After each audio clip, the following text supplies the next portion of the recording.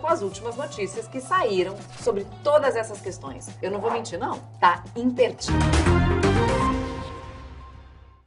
Já voltamos, rapidinho. Agora a gente fala sobre a PEC dos auxílios, também repercute a LDO com as emendas de relator. E para isso eu convido agora o deputado Ricardo Barros, que é líder do governo na Câmara. Muito bom dia para o senhor, deputado. Obrigada por aceitar o nosso convite. Bom dia a todos, uma boa oportunidade para esclarecer esses temas. Quero começar falando da LDO, porque o Congresso derrubou a obrigatoriedade das emendas de relator do texto, mas foi aprovado um dispositivo que tem sido muito criticado pela oposição por manter o anonimato do parlamentar que indicar os recursos. Isso não diminui a transparência no pagamento de emendas, deputado? Olha, o sistema que nós temos hoje, o sistema SICOMV, Sistema Nacional de Convênios, ele exige que o município faça a proposta, se inscreva numa programação de recursos, de programas do governo federal, e, a partir disso, é feita uma análise técnica pelo Ministério, enquadramento da proposta, aprovação, empenho e pagamento. Portanto, tudo ocorre dentro do Sistema Nacional de Convênios com absoluta transparência. Eu não vejo qualquer dificuldade de entendimento das pessoas de que este modelo é um modelo mais transparente do que o que existia antes, que era o RP2, onde os recursos estavam todos à disposição dos ministros e os ministros recebiam as orientações de como aplicar o recurso. Agora, o próprio relator do orçamento indica os recursos, mostrando que são recursos que estão disponíveis para o atendimento das prioridades que cada município e estado tem, ou entidade de assistência social, através dos parlamentares. É um sistema absolutamente transparente e a distribuição desses recursos é feita em critério de divisão proporcional dentro dos partidos e dentro das bancadas. Essa transparência hoje, deputado, ela é parcial, né? Porque houve ali algumas mudanças depois que o Supremo interveio nessa questão. O tema ainda está no Supremo, né? Não há uma palavra final do tribunal, mas ainda hoje entidades podem propor emendas, prefeituras, até dirigentes de entidades filantrópicas, quer dizer, não passa necessariamente ou exclusivamente pelos parlamentares, embora todos saibam que o parlamentar está por trás da indicação, né? E agora, na LDO, foi como que elevado ali o volume para 19 bilhões no orçamento de 2023, para essas emendas ditas do relator, né? O candidato presidenciável do PT, o Lula, diz que é contra isto e que vai lutar para mudar isto. O senhor, com a experiência que tem, com o tempo de janela de Congresso Nacional, acha que hoje é possível retroceder, acabar com as chamadas emendas de relator, ou não? Isso veio para ficar? Não, as emendas de relator vão permanecer, o orçamento é autorizativo pelo Congresso Nacional. No caso, as emendas de relator não ficaram impositivas, estão ainda autorizativas, portanto, o governo tem o controle da execução dessas indicações, mas, obviamente, eu que já fui relator do orçamento em 2015 para 2016 e fui autor também da resolução número 1, que define todas as regras de tramitação das matérias orçamentárias aqui no Congresso Nacional, eu conheço muito bem essa matéria. O que está agora estabelecido é que o Congresso tem, no orçamento de 1,5 trilhão, tem 19 bilhões para indicar de recursos para o atendimento das prioridades que são solicitadas aos parlamentares. Nós temos demandas, as emendas de bancada, por exemplo, quando reunimos a nossa bancada do Paraná, e vem inúmeras instituições, entidades, governo, prefeituras, pedindo recursos para o conjunto da bancada, nas emendas de bancada. E aí os deputados, em votação, priorizam, escolhem quais daquelas demandas serão atendidas. Então, não é necessariamente o deputado pede para o prefeito pedir alguma coisa, o prefeito pede o que é o mais importante para aquela cidade, para aquela sua comunidade, o que é mais relevante naquele momento para atender os anseios da população. O sistema é absolutamente tranquilo, sempre foi assim também, o que mudou foi o modelo de indicação, em vez da indicação vir pelo governo para o atendimento das demandas parlamentares que chegavam ao governo, as demandas agora chegam ao relator do orçamento, é absolutamente o mesmo processo. O que o senhor diz, deputado, em resposta às pessoas que comparam essa modalidade de emenda do relator, chamada aí de orçamento secreto, esses 19 bilhões, como uma versão diferente, quase que institucionalizada do mensalão? É uma forma de o governo se achegar aos parlamentares e beneficiá-los em troca de apoio parlamentar. O que o senhor acha desse tipo de comparação? Absolutamente inadequada. O mensalão foi um episódio em que as vantagens eram transferidas aos parlamentares. E, neste caso, as vantagens são transferidas à sociedade. É totalmente diferente, não tem nada um assunto com o outro.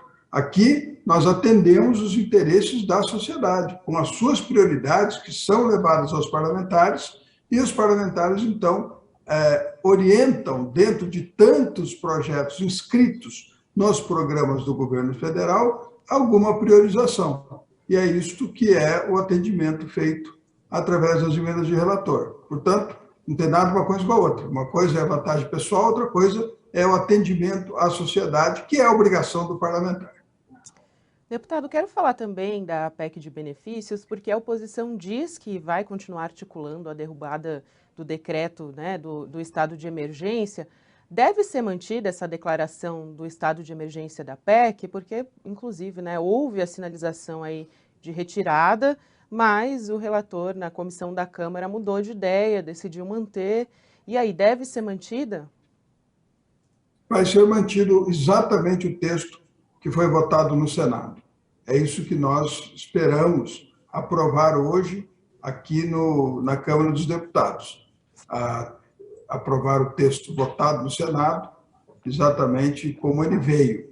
Obviamente, temos uma votação pela frente, vamos mobilizar os parlamentares, temos um bom quórum em Brasília hoje, lamentavelmente tivemos uma oscilação no sistema aqui da Câmara, que está sendo investigada, mas, a partir de hoje, votamos e a ideia é manter o texto, porque tem emenda, por exemplo, para tirar o estado de emergência, que não tem nenhum sentido, porque nós estamos numa emergência, não há nenhuma dúvida de que nós estamos numa emergência mundial, não é no Brasil. Deputado, mas já no estado de emergência antes, muitos opositores, inclusive analistas, criticam, dizendo que essa é uma medida eleitoreira, né? Que não questionam a necessidade das pessoas receberem benefícios, mas sim manter esse estado de emergência.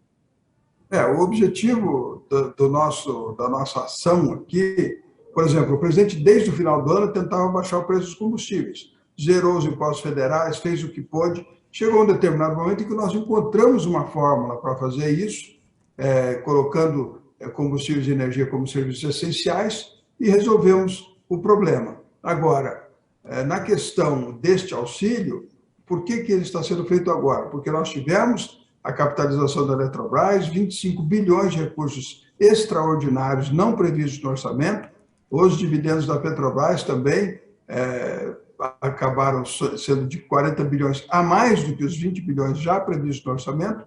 Então, se conseguiu atender a essa demanda emergencial sem endividamento público e sem, vamos dizer, assustar o mercado com esse gasto novo, porque não adianta nada a gente fazer um gasto que aumenta a inflação e as pessoas perdem o poder aquisitivo da mesma forma. Então, isso está sendo feito agora, porque agora nós encontramos os meios de fazer isso sem criar dificuldades para a macroeconomia. É por isso que está sendo feito agora. E como vários outros países estão fazendo também medidas emergenciais para combater a inflação, que é generalizada mundialmente, 9% nos Estados Unidos, 9% na Europa, coisa nunca vista, e nós também estamos buscando amenizar para a população o sacrifício. Tanto que ontem aprovamos a PEC com a votação de toda a oposição junto. Eles sabem que não pode se negar socorro à população que está precisando nesse momento. Deputado, na votação da noite passada, em que foi aprovada ali em primeiro turno essa PEC, em dado momento houve essa pane, esse apagão nos 2 aplicativos que permitiam a votação pelo sistema remoto, né? E ficou uma dúvida se era uma fraude, se era uma falha técnica, se houve alguma sabotagem. Hoje, tendo passado aí a madrugada, a Polícia Federal acionada, o senhor já tem uma avaliação do que efetivamente aconteceu? Foi problema técnico ou foi sabotagem? Olha, há uma desconfiança de que houve um rompimento proposital da conectividade que alimenta o nosso sistema de votação. Nós temos 2 empresas privadas, independentes, que fornecem conectividade à Câmara num sistema de redundância. Quando um falha, o outro entra imediatamente para suportar. Então, a chance dos 2 sistemas falharem no mesmo momento é quase zero. Por isso, o presidente da Câmara determinou uma investigação. Eu não vou adiantar aqui o resultado, já encontrado até o momento, mas o presidente Arthur Lira fará, eventualmente, o anúncio do resultado da investigação, pelo menos até o momento do que se concluiu, se é que se pode fazer isso, sem criar problemas para a própria investigação. Mas é absolutamente improvável que 2 sistemas de alimentação de conectividade independentes falhassem exatamente no mesmo momento. Deputado, eu estou entendendo que o senhor não quer antecipar nenhum resultado, mas o senhor próprio está reconhecendo que é muito improvável que 2 sistemas, um sendo complementar ao outro, entrem em pane ao mesmo tempo. Quer dizer, pelo que se sabe até agora, a coisa vai na direção de uma sabotagem, é isso? É o que está se investigando. Não vou adiantar, não posso fazer isso, e também não temos essa autorização. Mas o presidente da Câmara anunciará oportunamente se foi uma falha técnica, se foi uma muito improvável coincidência ou não. Isso também não é relevante agora, o presidente manteve o painel, nós retomaremos a votação agora pela manhã, iniciaremos já votando os destaques da PEC, os destaques tratam de tornar o programa permanente, o que seria ótimo, a gente tornar esse programa de auxílio permanente, aumentar de 400 para 600 o Auxílio Brasil, R$1.000 para o Vale Caminhoneiro, né? O Vale Gás deixar de ser bimensal para ser mensal, pagar o transporte dos idosos, que é uma obrigação dada pelo Estatuto do Idoso e que afeta o preço do transporte coletivo, é bom para reduzir, evitar aumento do preço do transporte coletivo, né? O Programa Alimenta Brasil, os taxistas. Nós também gostaríamos de tornar permanente esse programa. Acontece que os recursos extraordinários arrecadados são deste orçamento deste ano, né? Não temos ainda a previsão de recursos extraordinários para o ano que vem. Agora, também gostaria que o programa fosse permanente. E também... Pois não. Teve um momento ali na sessão, eu estava acompanhando a sessão, e o senhor manuseava algo que me parecia ser uma lista de votação. Houve dúvidas também quanto à efetividade do resultado que apareceu no painel eletrônico do plenário? Os senhores tinham dúvida? O senhor estava verificando o quórum? O que é que o senhor estava fazendo naquele momento que resultou que contribuiu para a suspensão da sessão? Os senhores tinham... Porque, embora a votação remota estivesse prejudicada, parecia que o plenário estava cheio, né? Não era o caso de levar a votação adiante? Eu pessoalmente, eu opinei para que nós tocássemos a sessão, porque naqueles mapas que você viu que eu estava manuseando, eu tinha segurança do quórum suficiente para a manutenção do texto do Senado e os 308 votos que nós precisamos para derrubar cada um dos 6 destaques que vamos votar.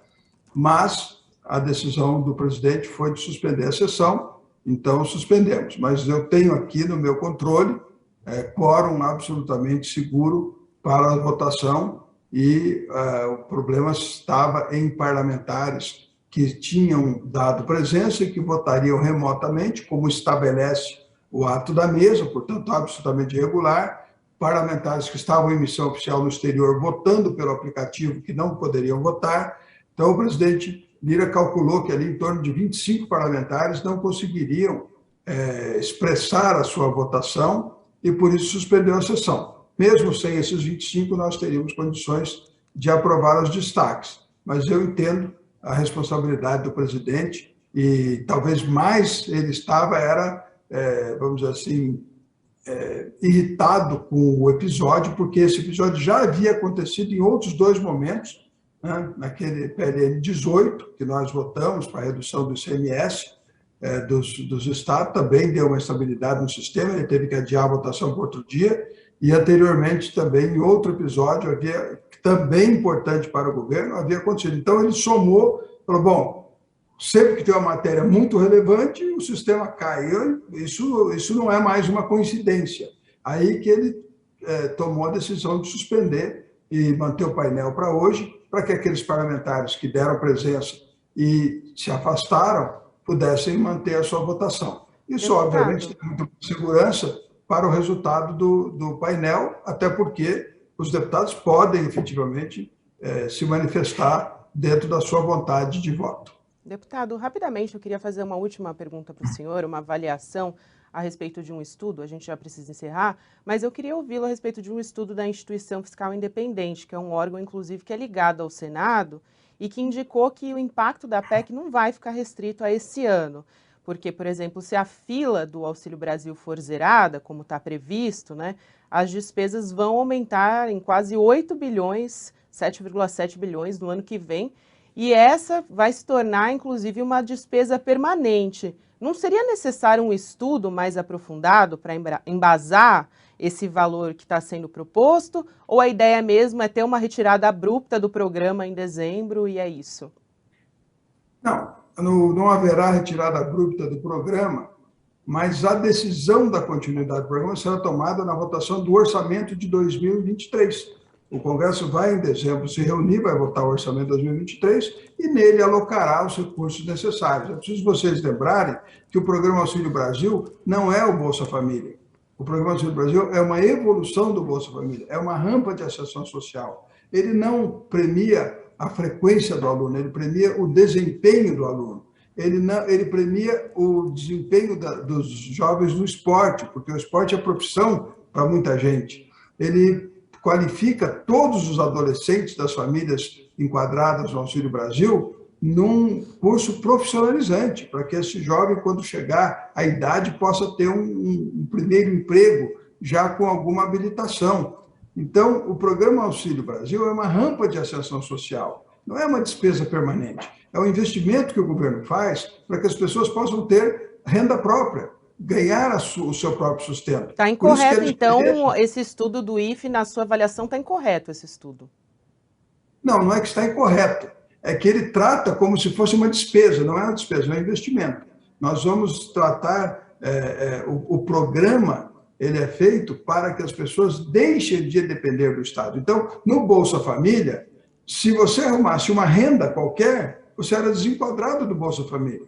No Auxílio Brasil, não. Você tem o Auxílio Brasil e pode ir acumulando rendas, o emprego do filho, né, uma renda, eventualmente, outra que tenha, e só vai ser desenquadrado do programa quando você estiver ganhando mais do que o salário, a renda familiar que está estabelecida para o programa. Então, nós estamos investindo para que as pessoas se tornem autossuficientes. Não é uma carteira de clientes que, olha, você é cliente do Bolsa Família, você não pode ter outro emprego, você não pode isso, não pode aquilo, você vira dependente do governo. Então, você acaba criando uma relação de dependência do governo. O governo Bolsonaro não quer isso. O Bolsonaro quer brasileiro independente, autossuficiente, que tenha como expressar a sua opinião sem depender de ninguém. Por isso, é um investimento, não é uma despesa. Agora, quanto destes programas sociais que estamos fazendo agora nessa PEC dos benefícios vão prevalecer para o ano que vem? Os que couberem no orçamento de 2023, que nós votaremos depois das eleições. Deputado Ricardo Barros, muito obrigada pela sua presença. Uma ótima semana para o senhor. Obrigado. Até a próxima. Obrigado, deputado.